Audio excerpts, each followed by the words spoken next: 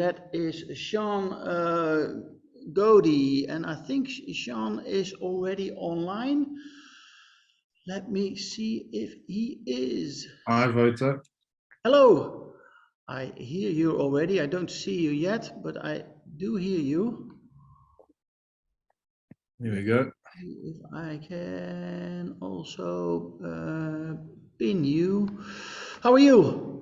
Very good, and you? There you are. Yeah, very good, very good. Where are you at right now, Sean? Johannesburg. I'm based in Johannesburg, South Africa. Well, that sounds amazing. It's pretty good. How is life in Johannesburg these days? Yeah, it's good. We don't like to complain. We have a few challenges, but it's a wonderful city and a wonderful climate. So yeah, I'm happy. Yeah. Well, and you're in the same time zone as I am in, like Central Europe. Yes, we 1 hour ahead. Okay. So it's actually great for Europe, and my family's in the UK. So yeah, the biggest thing with South Africa, Europe, it's an overnight flight, and time zones are actually fine. So Yeah, that's great. quite nice to do things with Europe. Yeah, cool. Very cool. You're gonna talk about examples of impactful smart building applications in Africa. Do you have a presentation with you? Yes, I do. Yeah. Okay, you can share your screen if you like. I'm really looking forward to your insights on what is happening in Africa.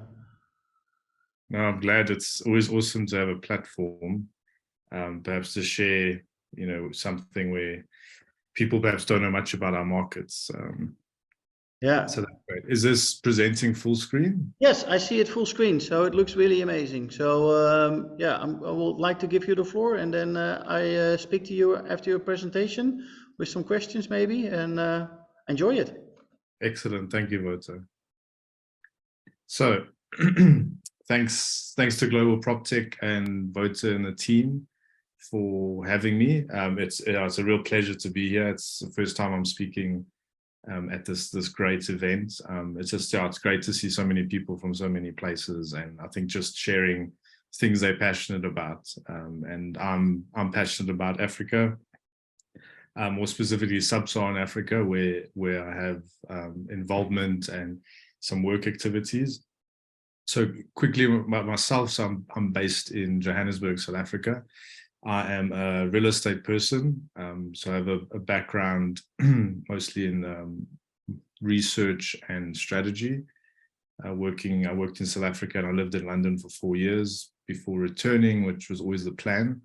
And I'm now an independent consultant, and I work in South Africa and currently in Nigeria and Mauritius as well, in terms of work activities. I'm co-founder of the SA PropTech Association and the PropTech Africa Association, which is an umbrella body. So we're very, we'll say, flexible and very collaborative, and we haven't adopted very rigid formal structures. So we purely want to get the conversation going and connect people and promote people where we can, organizations, PropTech people, PropTechs.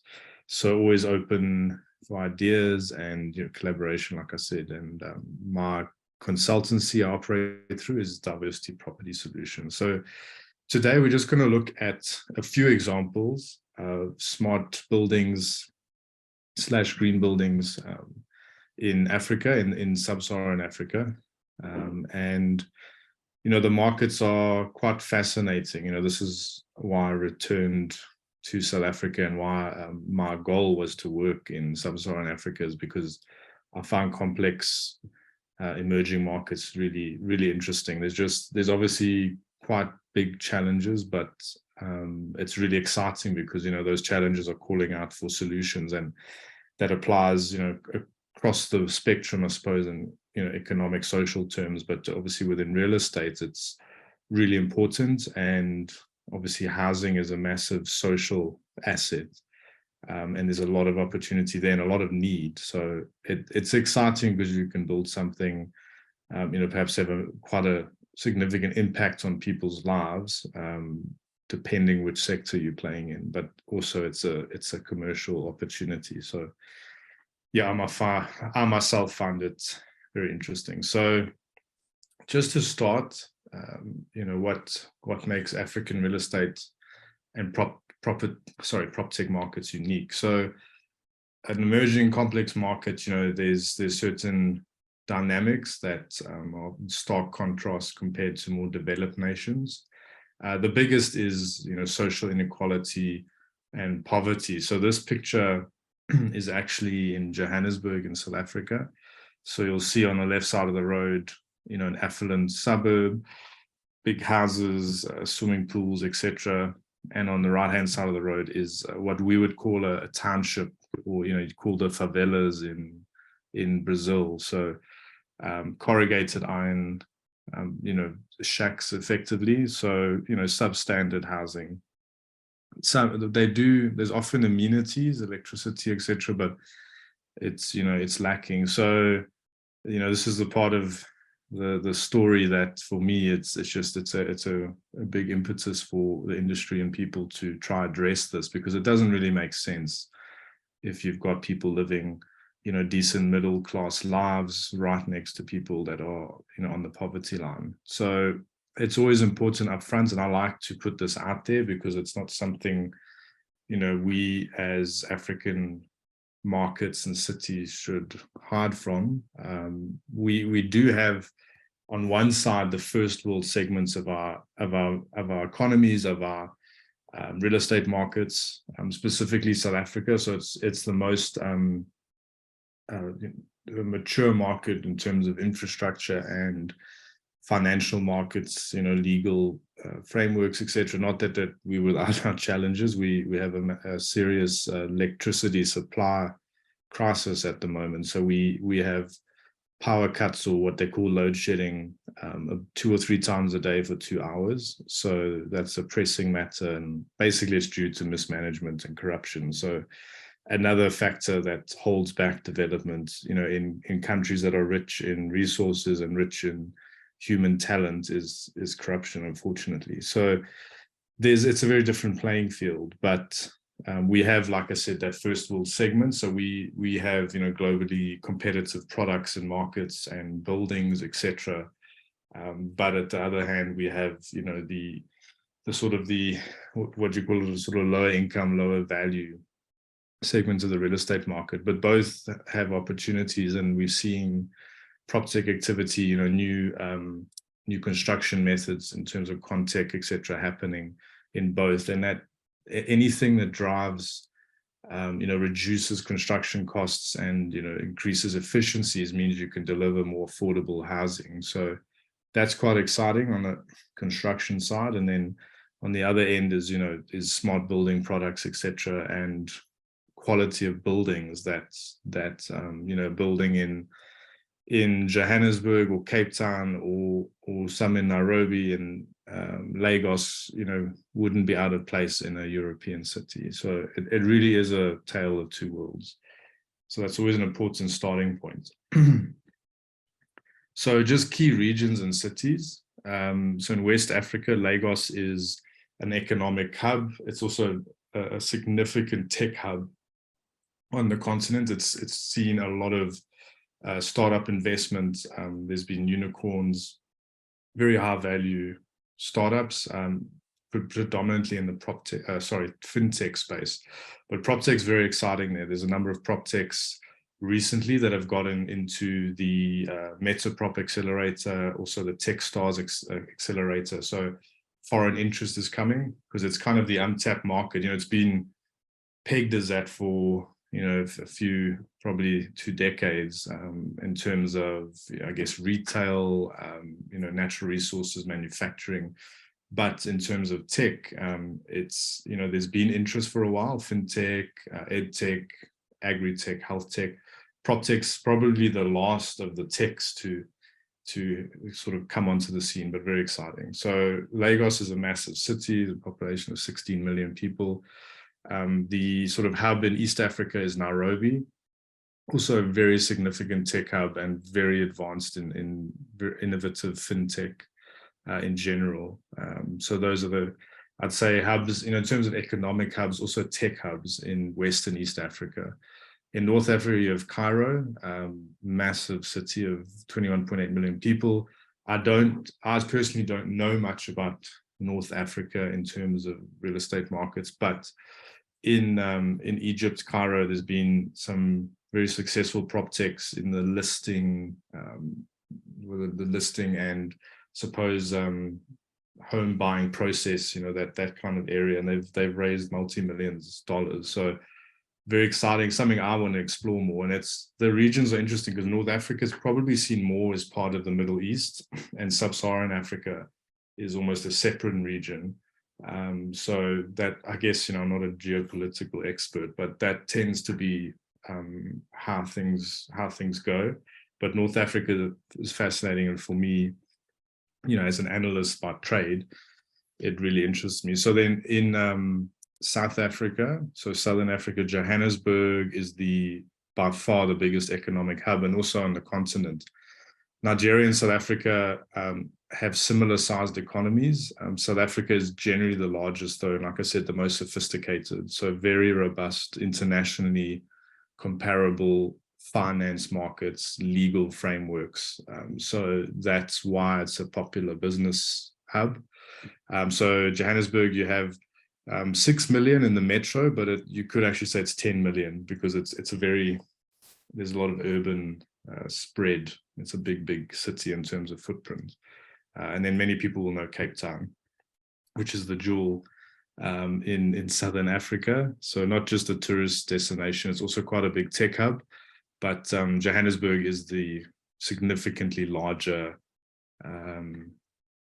economic hub. So this is just very quickly at some research I did recently on a breakdown of the PropTech markets. But I'll just quickly go through this. So you'll see my presentation will be available afterwards, but I'm currently updating research for South Africa in terms of PropTechs, which should be out in March or April. So in 2019, we found 43 PropTechs. Now we're on 78. That'll climb to over 100, and then just split the percentages per category here. So I have that for South Africa. This is the previous South African PropTech map I was involved in. It's a University of Cape Town research unit, and myself and SA PropTech. It's a collaboration, so that might be of interest. Nigeria, a similar number to South Africa. It's quite difficult to get a full list though. So 76 in Nigeria, big property fintech, you'll see linked to their very significant fintech space. And then Kenya, a lot smaller, but I think this has grown since some research I did in 2020, still somewhere to look at. So moving on to smart buildings. So, like I said, there's those two worlds on the continent, but I'm going to focus on some internationally comparable projects just to, there's probably an image of Africa everyone has, which I've described to some extent, but there is also that first world, really advanced and exciting area of our economies.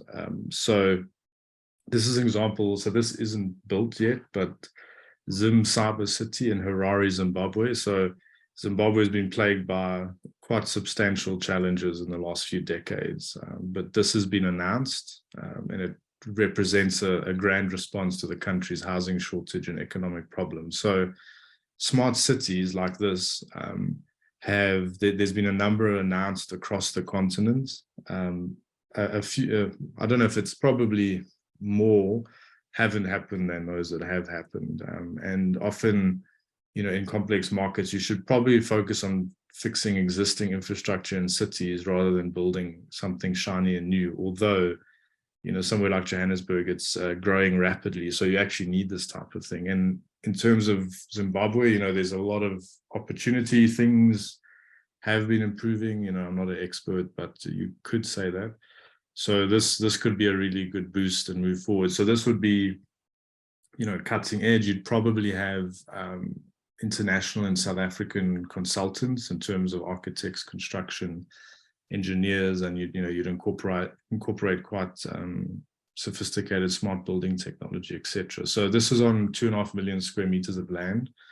It's estimated it's going to be $60 billion US. Obviously, this is a massive project that's phased, and it'll be interesting to see if things hit the ground, and it'll be mixed use, government buildings, offices, luxury villas. You see, this is where the issue arises: is will this have an affordable housing component? Because the marketing material says luxury villas, they'll be priced at over $500,000 US. That's just widening the inequality gap. So it would hopefully have a big component of affordable housing, and the smart advanced elements should hopefully empower or subsidize in some way that affordable segment.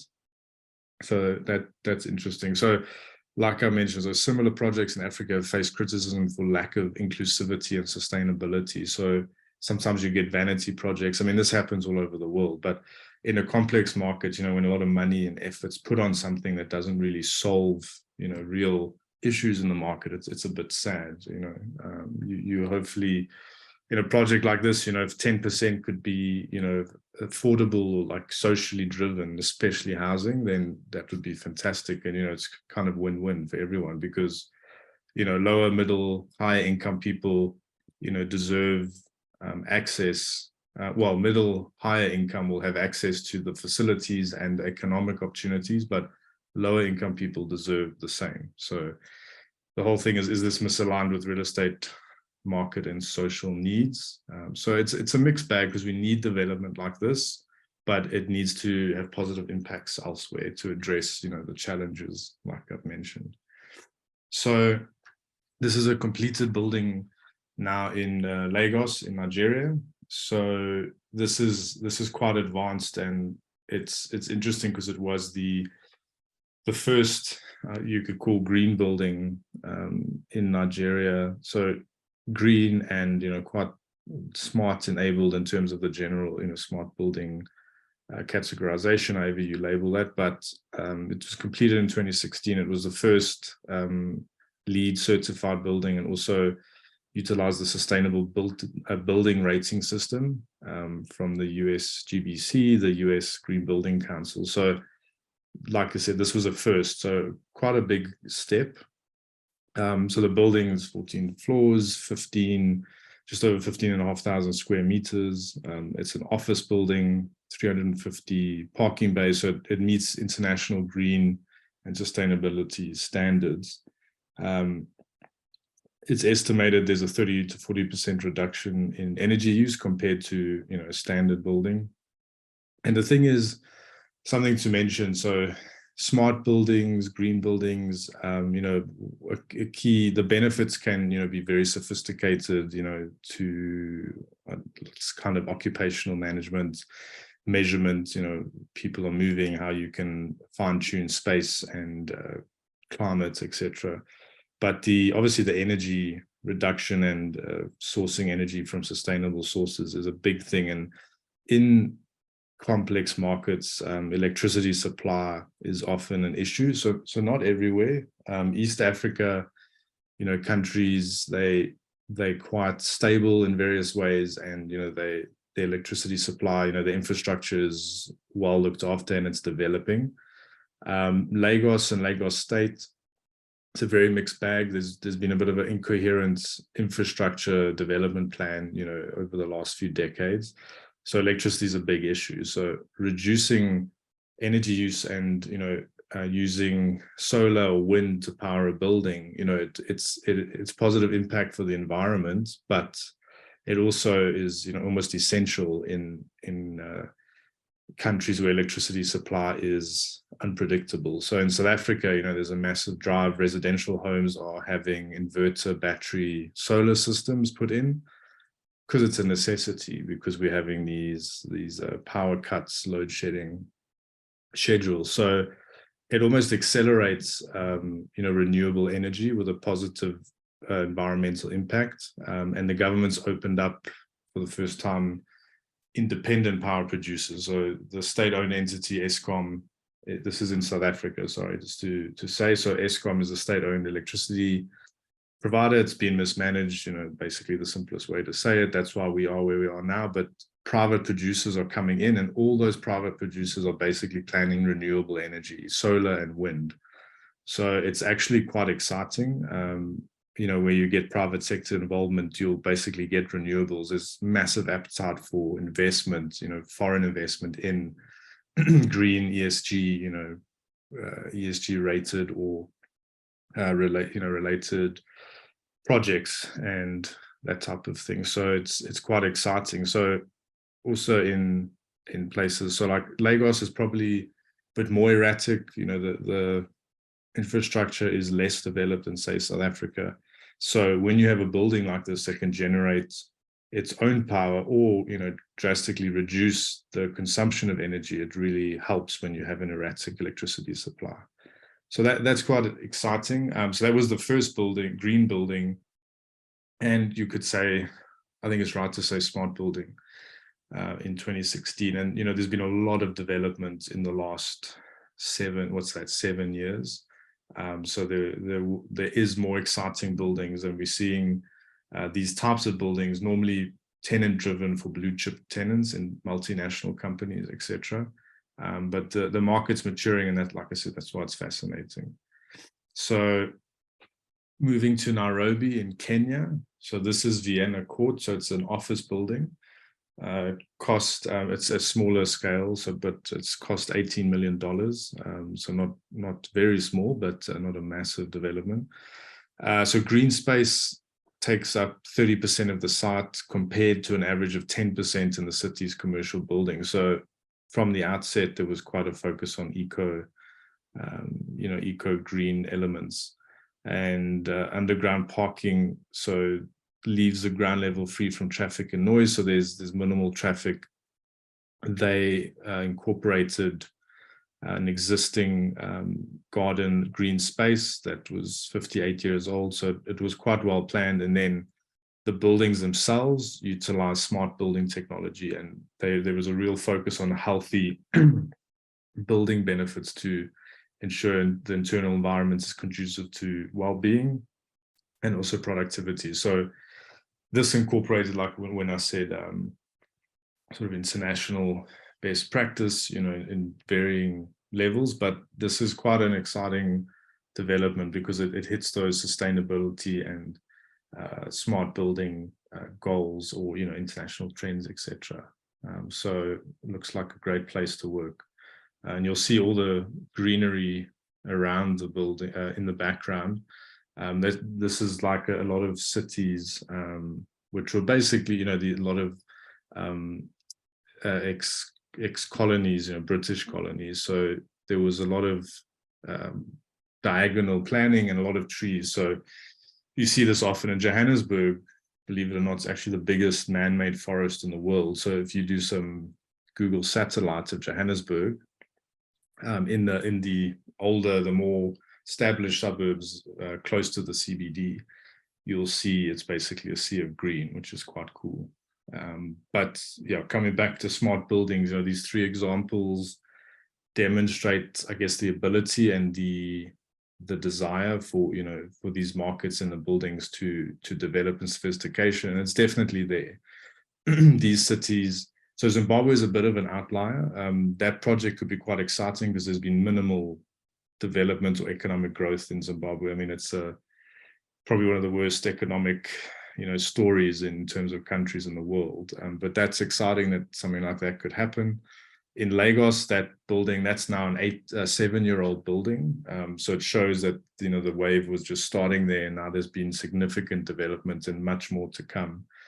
Nairobi, it's also had an interesting track record of development, and that's only growing. There's some really sophisticated development, mixed-use developments that have taken place, and there is evidence of retrofitting in the established CBD, because you tend to get, like Johannesburg, you get the traditional CBDs, and for whatever reason, sometimes there's a bit of urban degradation, and then there's sort of a newer suburbs or these small kind of smart cities develop. So you see that, but the CBD in Nairobi is very well managed, and it's still desirable. But it basically these are very small spotlights on the activities taking place, and there is much more. Like I said, it's very exciting. And South Africa, in terms of green buildings, which are basically equate, you can equate them to smart buildings. There's over 900 certified green buildings. So we have the South African Green Building Council. They use tools like Edge, also their own green building ratings tool based on international models. And there's also an energy sustainability tool to specifically measure the energy sort of consumption and energy saving methods and systems in the building, which, like I said, in South Africa is also key because we have huge pressure on our power supply. So that's basically the end of the slideshow. So it's obviously not that much, it's not a huge amount of time, but I hope that shed, some light and provided some insight into the regions. It's a massively diverse continent, and the real estate markets, the cities are equally diverse, but yeah, it's an exciting place. There hasn't been a lot of talk and focus on Africa for no reason. So it's not always easy to do business, but it's can be very rewarding financially, and I suppose in terms of your passion for whatever industry you're in. So yeah, thank you. Thank you. Yeah, thank you, Sean. Yeah, great presentation. I actually was in that building in Lagos one time. Okay. Before the pandemic, I was in Lagos for a presentation for Viapsi. It was a really nice building indeed. Excellent. Oh, that's great. Good to hear. There is a lot of stuff happening in the world right now around energy transition, and we need new materials for that. And a lot of those materials are coming from Africa. So there is a lot of opportunity to collect maybe a lot of money and to also invest that into real estate and into infrastructure and all that kind of stuff. How do you look into the future of Africa? Yeah, it's a good question. One of the biggest things is in terms of economic growth in Africa. So most countries are very resource rich and also very fertile in terms of agriculture. Yeah. So what's often happened is, raw materials are mined, excavated or whatever the process, and then they straight away out the ground go overseas somewhere for processing. So there's been a push towards it, and there needs to be more of the processing of the raw materials, in the country where they are sourced.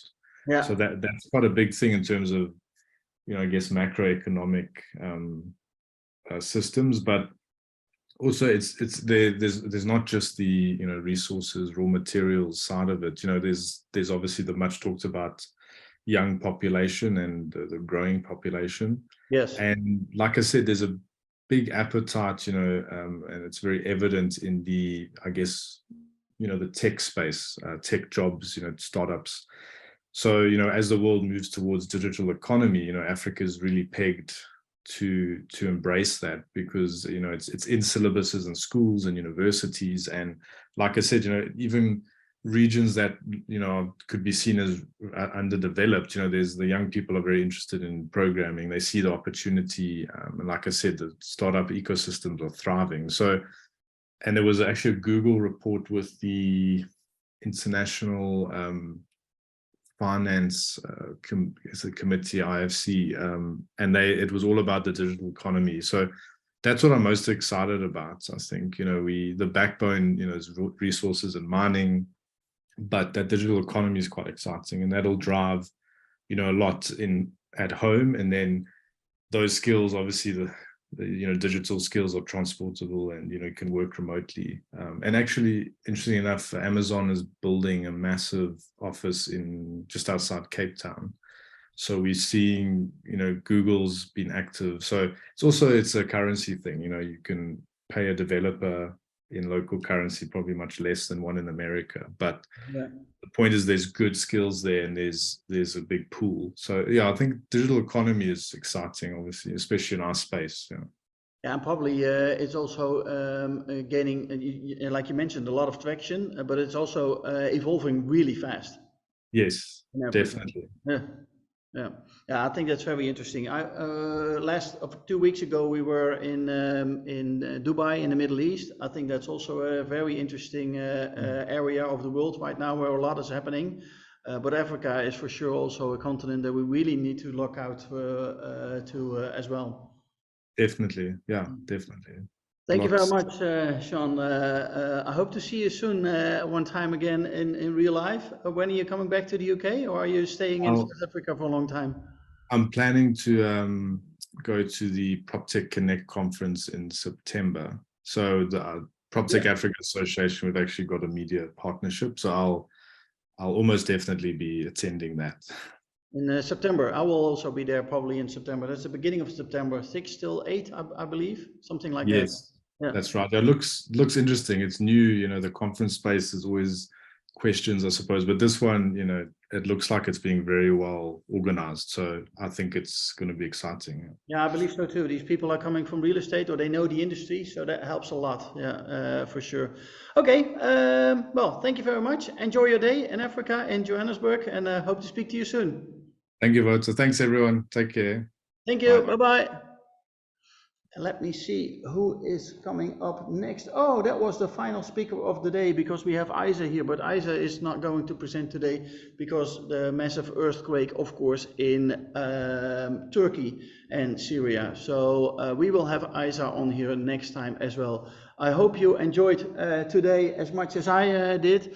And yeah, let's finish this day and hope to see you again soon. We will be back with or a Global PropTech Online, all these kind of presentations all day long, or we will be back with Global PropTech Networking, Global PropTech Unleashed, we call that, and that's just a 1-hour session where you will meet a lot of people from all over the world, and that's really very nice. So hope to see you all soon. Bye for now, and enjoy your day wherever you are in the world. Bye bye.